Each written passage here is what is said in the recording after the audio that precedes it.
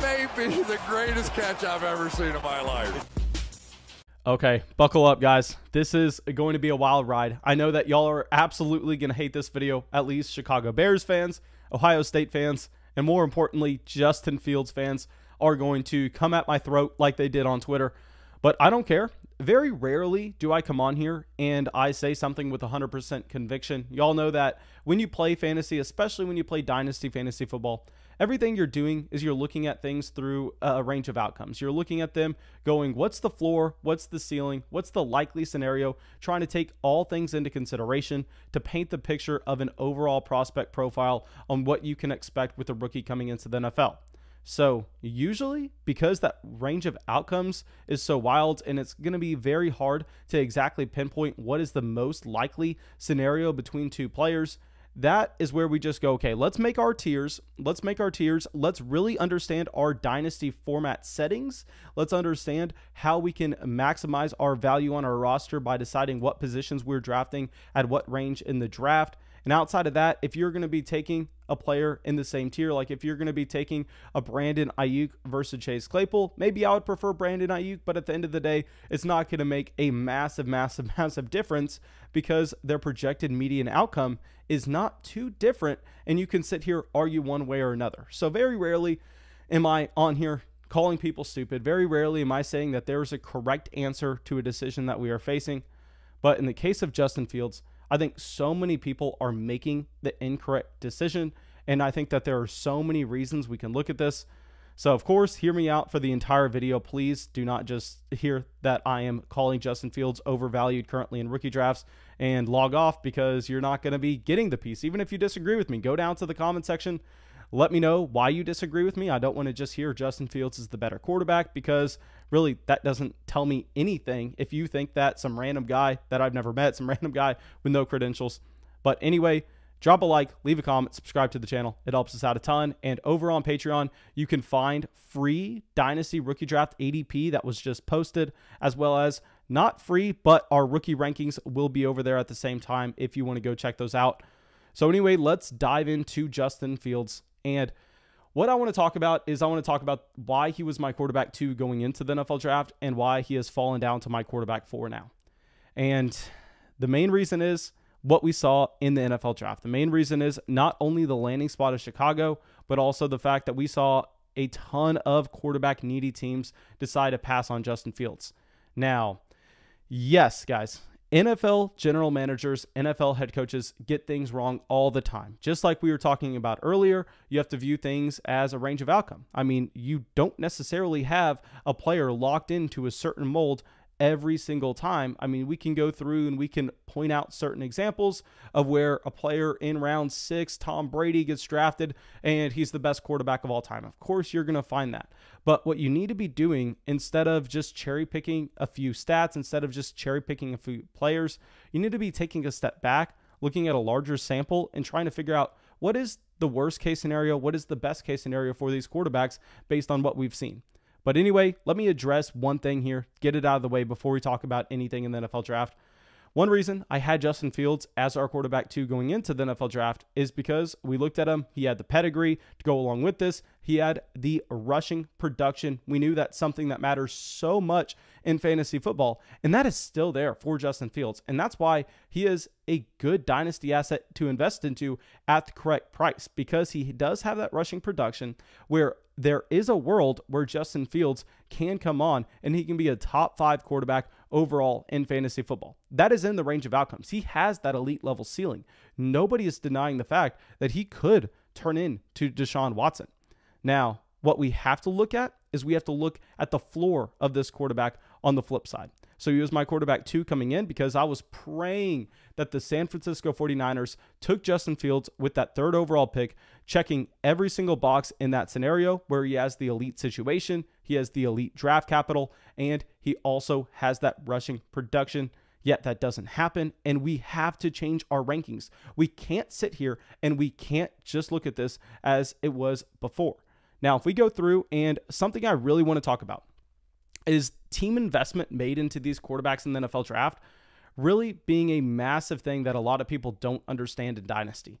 So yes, we can sit here and we can show the direct correlation between players being drafted in the top 3 overall picks at the quarterback position to having success. Now, if we go through the last 10 quarterbacks drafted in the top 3, you are going to find some bust. And the busts are what I want to point out here. This is the number one thing that we are going to be talking about, is the floor that you find based on the team investment.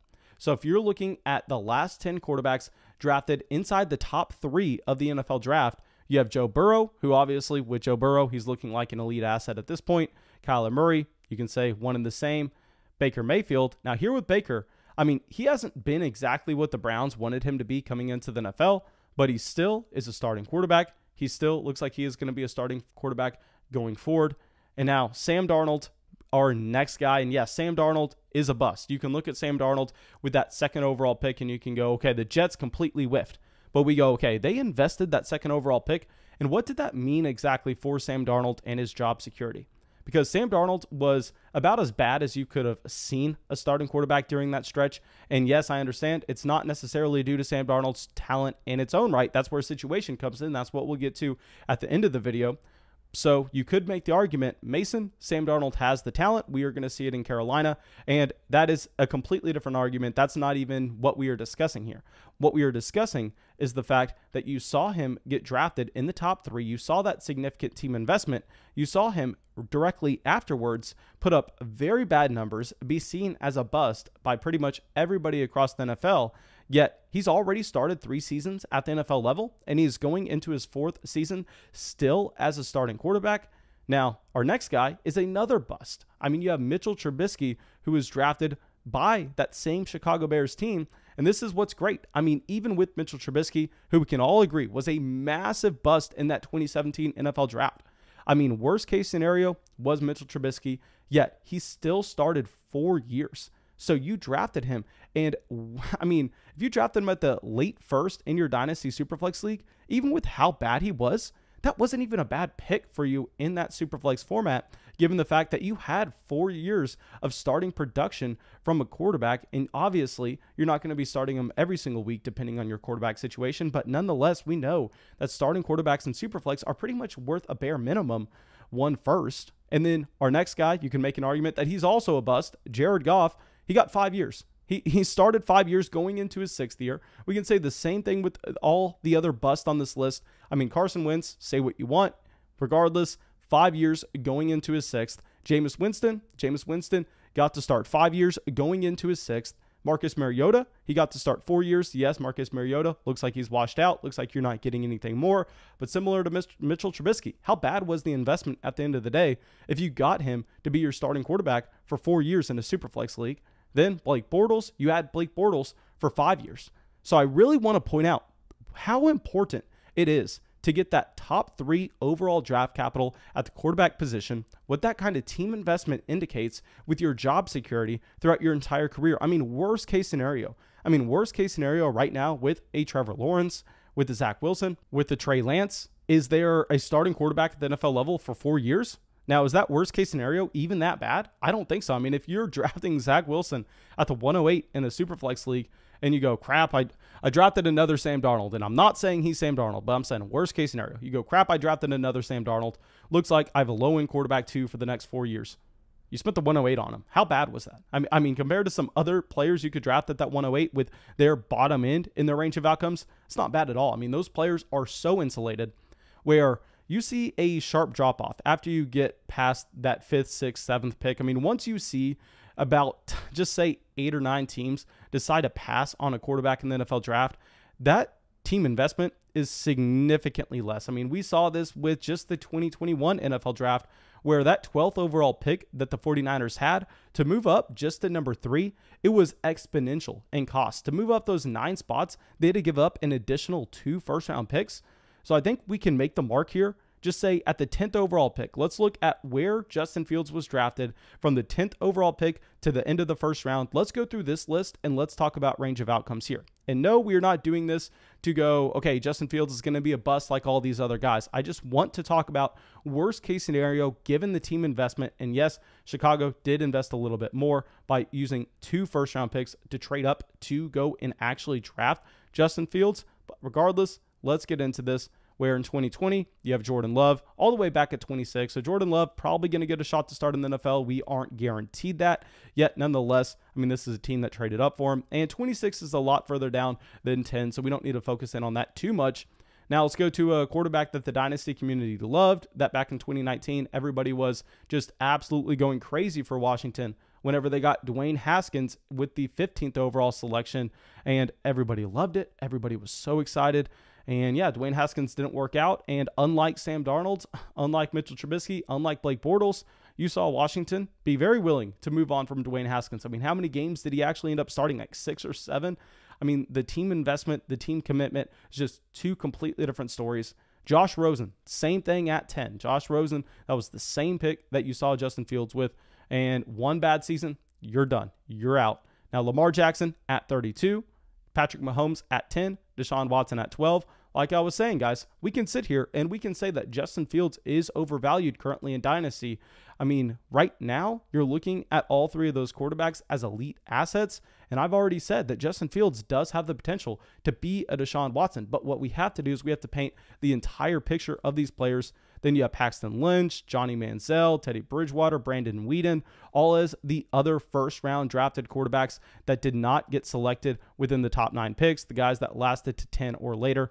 So here, I'm not using this to say Justin Fields is either going to be Lamar Jackson or he is going to be Johnny Manziel. That's not what I'm doing. But what I'm doing is I'm trying to let everybody understand the significance that this draft capital has for these quarterbacks attached to them and what it means for their guaranteed starting years, for their guaranteed shelf life that you're going to have as the worst case scenario. It is absolutely massive, knowing that if you're deciding between a guy like Zach Wilson or a guy like Justin Fields, you know at the very least when you draft Zach Wilson, even if everything goes wrong, you're still going to have a starting quarterback for the next 4 years. You're still going to have someone that is going to have a significant amount of dynasty value the next offseason, where we saw with Dwayne Haskins, we saw with Josh Rosen, that just completely fell off. And like I'm saying, I'm not calling Justin Fields those other quarterbacks, but I want everybody to understand that we're viewing this through a range of outcomes. We're viewing this of going, what is possible with this scenario?